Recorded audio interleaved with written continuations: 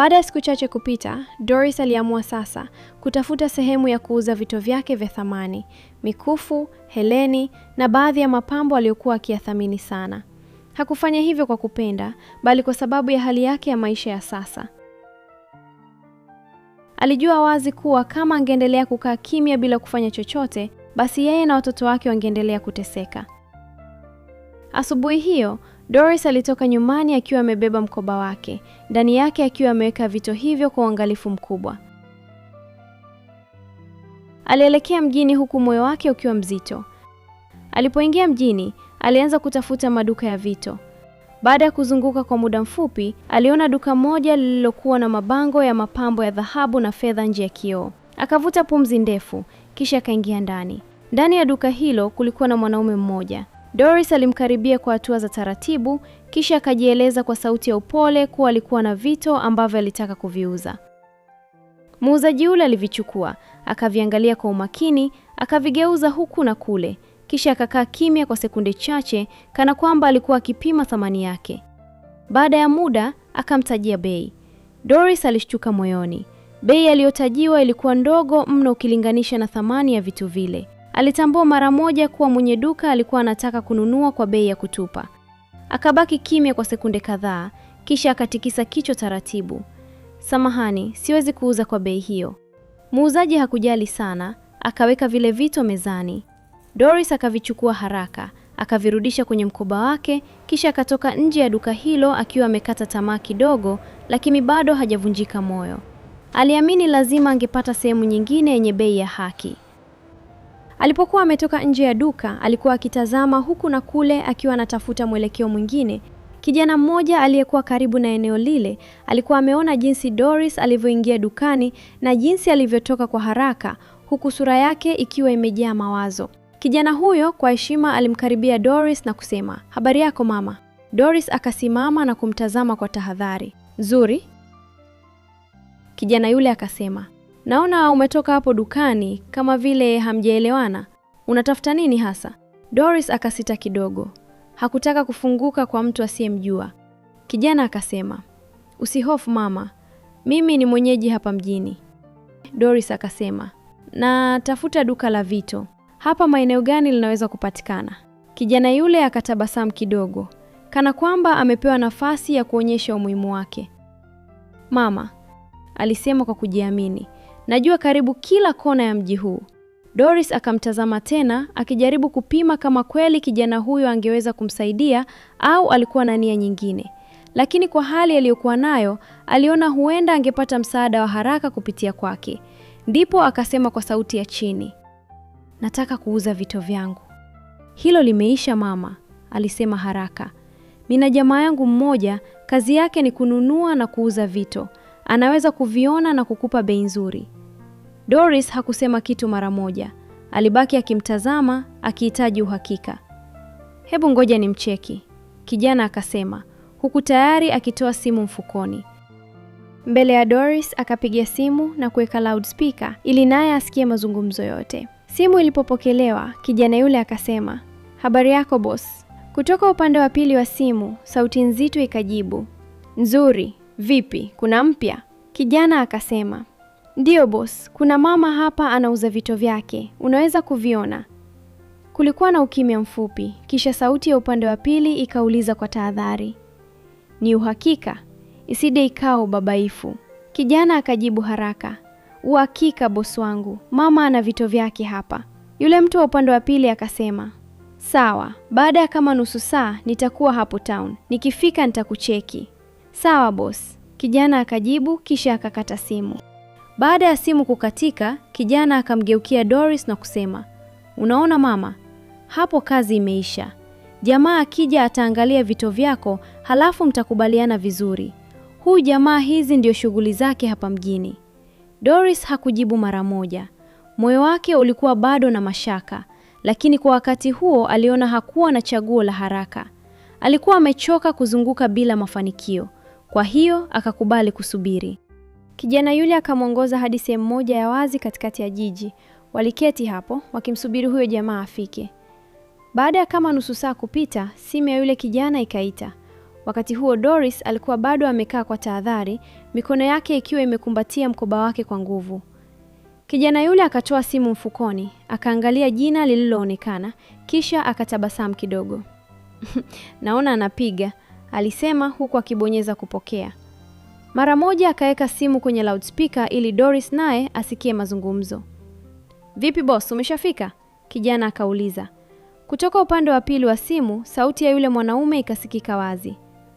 Ndiyo, naingia mjini. Mko sehemu gani? Kijana akajibu upesi. Tupo hapa Nyerere Square. Sawa, sauti ile ikasema. Dakika 5 nitakuwa hapo. Simu ikakatika. Doris hakusema chochote, lakini moyoni alihisi kama tumaini fulani lilianza kurejea taratibu. Kijana yule naye alionekana kuwa na uhakika kabisa, hali iliyomfanya Doris apunguze tahadhari yake kidogo. Dakika 5 hazikupita, jamaa yule alifika. Yule kijana akasimama haraka na kumfuata kwa heshima. Wakapeana salamu za haraka, kisha akamwonyesha Doris. Huyu ndiye mama niliyokuambia, kijana alisema. Yule mwanaume akamtazama Doris kisha akamsalimia. Habari yako mama? Nzuri, Doris akajibu. Baada ya mazungumzo mafupi, yule mwanaume akafungua mlango wa gari na kuwaalika waingie ndani ili waweze kuangalia vito kwa utulivu. Doris akasita kwa sekunde chache, lakini kwa kuwa tayari kila kitu kilikuwa kinaonekana kwenda kwa mpangilio mzuri, akaamua kuingia. Yeye na yule kijana wakaingia ndani ya gari, huku yule mwanaume akiingia upande wa dereva. Doris akafungua mkoba wake na kutoa vito vyake kwa uangalifu. Yule mwanaume akavichukua, akaanza kuvichunguza kwa makini sana. Aliangalia mkufu mmoja, akaugeuza taratibu, akakagua heleni, kisha akatikisa kichwa kwa kuridhika na kusema, hivi vinaonekana ni original kabisa.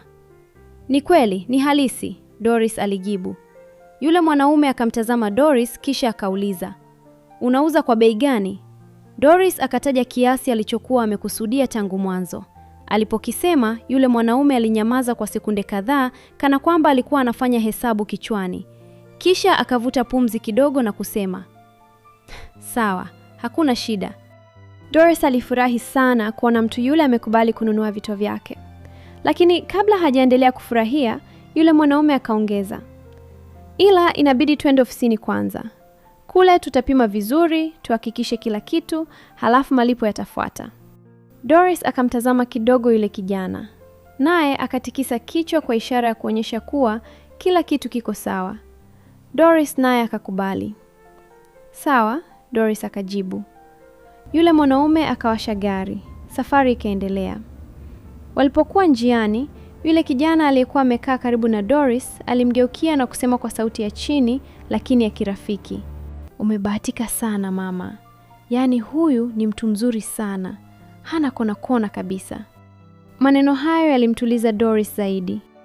Hata mawazo yake yakaanza kwenda mbali zaidi.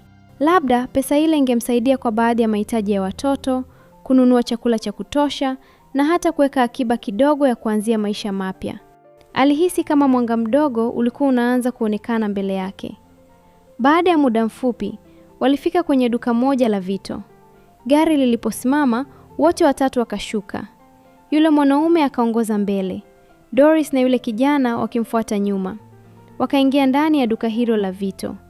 Yule mwanaume akachukua vile vito vya Doris na kwenda navyo upande mmoja wa duka, ambako kulikuwa na watu wengine waliovaa kama wafanyakazi wa pale. Wakaonekana kuanza kuvichunguza huku wakiongea kwa sauti ya chini. Doris na yule kijana walibaki sehemu ya kusubiri. Baada ya muda, yule mwanaume akarudi akiwa na tabasamu la kuridhika. Hivi ni halisi kabisa.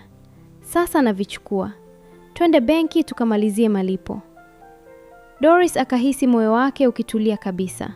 Hakusita. Wakageuka na kutoka dukani. Kisha wakaingia tena kwenye gari na kuelekea benki iliyokuwa karibu. Walipofika benki, wakaingia ndani pamoja. Ndani kulikuwa na watu kadhaa, wengine kwenye foleni, wengine wameketi wakingoja huduma. Yule mwanaume aliwaelekeza wakae sehemu ya kusubiri. Kisha yeye akaenda upande wa withdraw pesa. Kwa kuwa kulikuwa na foleni, alisimama pale akisubiri zamu yake. Wakati Doris akiwa bado benki akisubiri mchakato wa kuuza vitu vyake ukamilike, hakujua kabisa kuwa upande mwingine kulikuwa na mpango mzito unaoendelea.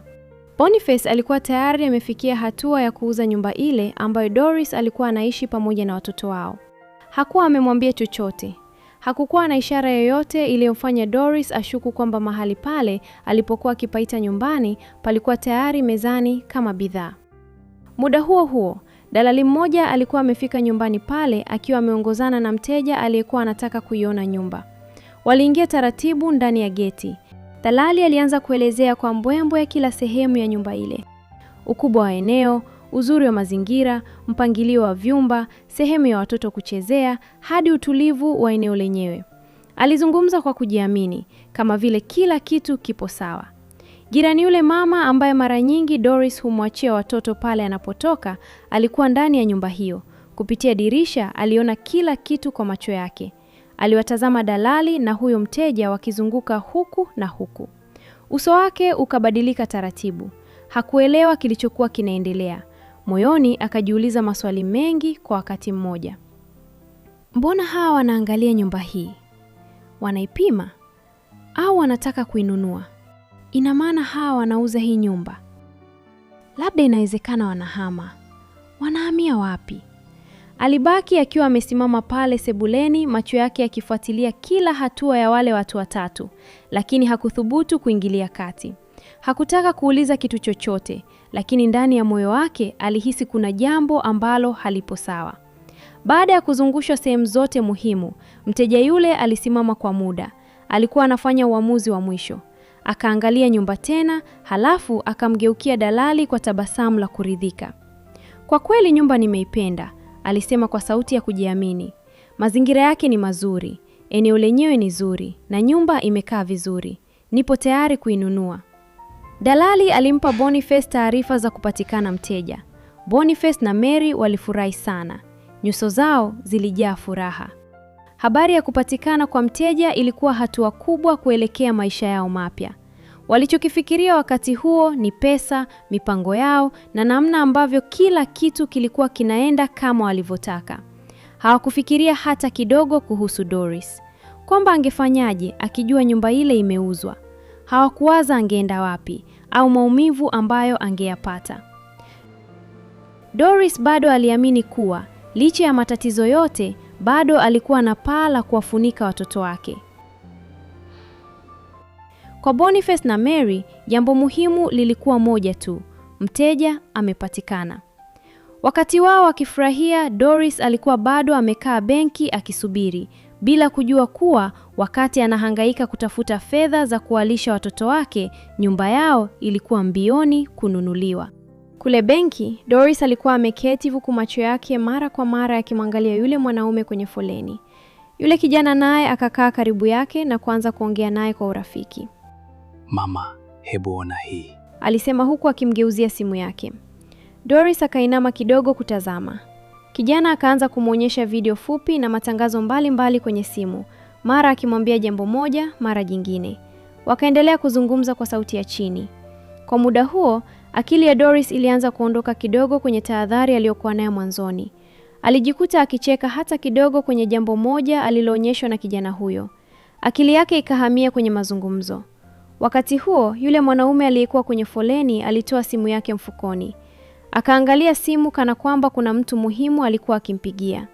Bila kusema chochote kwao, akageuka na kutoka nje ya benki huku simu ikiwa bado mkononi. Alionekana kama vile alikuwa anaenda kuongea vizuri nje. Baada ya kama dakika moja hivi, simu ya yule kijana nayo ikaanza kuita. Kijana aliitazama kisha akamwambia Doris, "Samahani mama, naomba nikapokee hii simu. Ni mtu muhimu sana, narudi sasa hivi." Doris alitikisa kichwa kwa upole.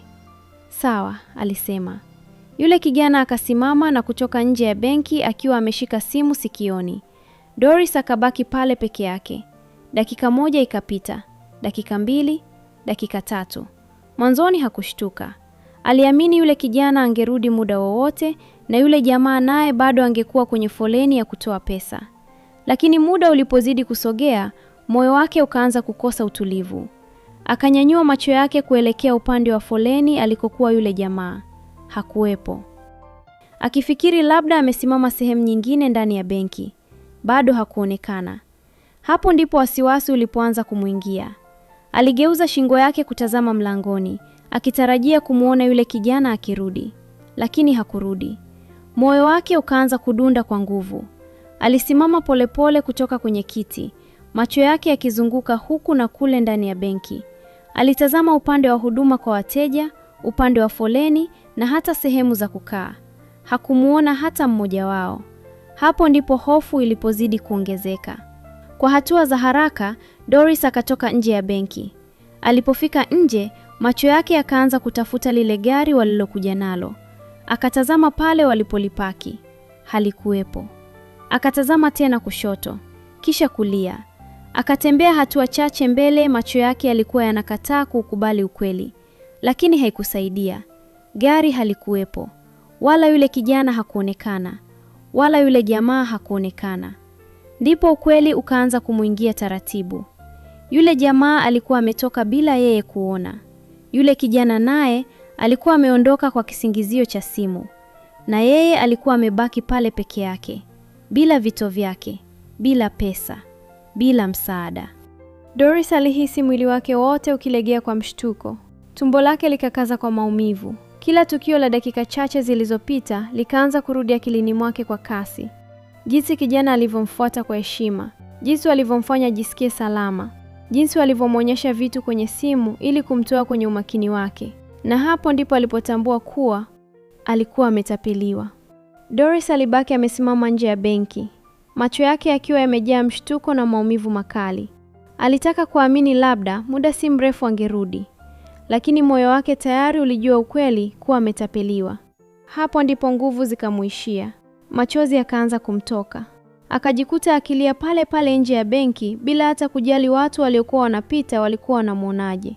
Alijilaumu, alijuta, na zaidi ya yote alihisi kama dunia yote imezungukwa na watu wakatili wasio na huruma.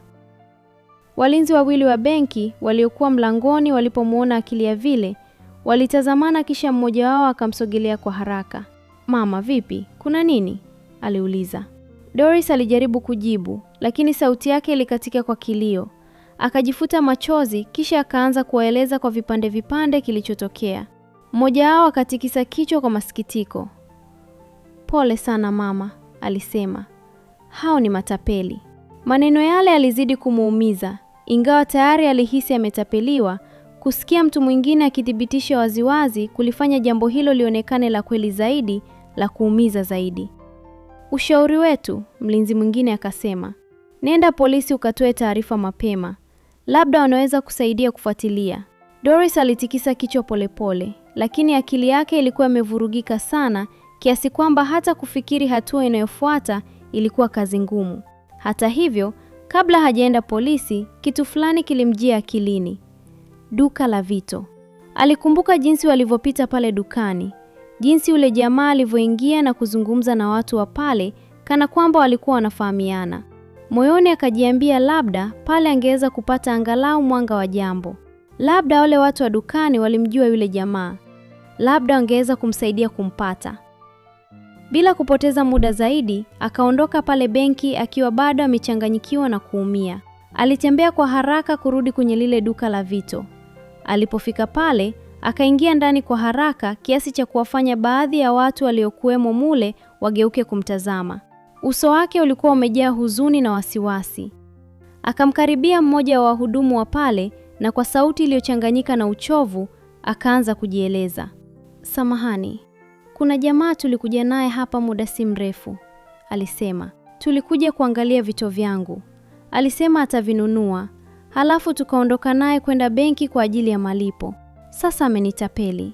Sijui alipoenda. Naomba mlisaidie. Huyo mtu mnamjua?" Wafanyakazi wa pale walitazamana kwa mshangao.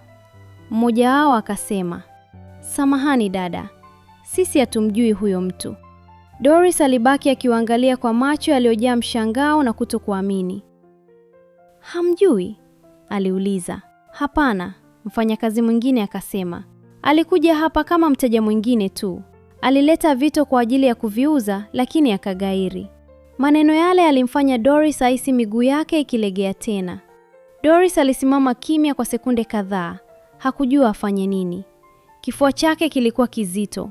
kichwa chake kikianza kuuma kwa mawazo mengi yaliyomiminika kwa wakati mmoja. Hakuweza hata kujua aanzie wapi tena. Aende polisi, arudi benki, aende nyumbani, au akae tu mahali alie mpaka machozi yaishe. Alijikuta akitoka nje ya lile duka taratibu kama mtu aliyepoteza mwelekeo wa maisha. Alijishika kichwa kwa mikono yote miwili. Alikuwa amechanganyikiwa kabisa. Hakujua afanye nini. Hakujua aanzie wapi. Kile kidogo alichokuwa amekibakiza kama tumaini la mwisho, nacho kilikuwa kimetoweka.